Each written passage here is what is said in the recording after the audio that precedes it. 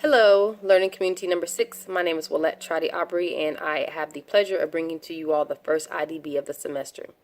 As you all know, our first topic is the use of secondary articles as we compare and contrast primary articles.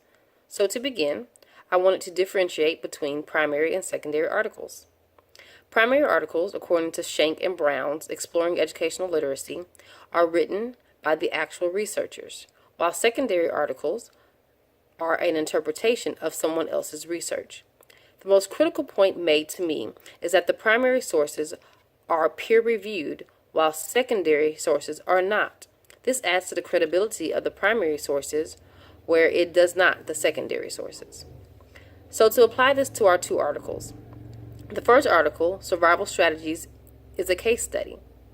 It is a qualitative study that looks at the perceptions of challenges and coping methods of doctoral students. The authors discuss their problem, procedures, methodology, results, analysis, and conclusion. Because it was a case study, they looked for patterns and gathered data through interviews. And again, it was peer-reviewed. The second article that we are using is an article that attempts to summarize, interpret, and apply Barbara Levitt's Leaving the Ivory Tower, Causes and Consequences of Departure from Doctoral Studies. It is opinionated and somewhat biased because the author has identified himself with the case study. As far as my experience with research, I would consider it pretty juvenile. My master's program did not require a dissertation, and I have little experience in writing technical papers.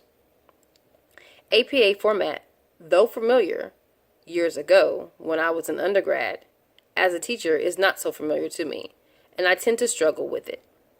In our school, we teach our students how to use MLA formatting procedures because that's what they use for language arts, which is something that we are really promoting. I look forward to your participation in this discussion. Thank you for your time.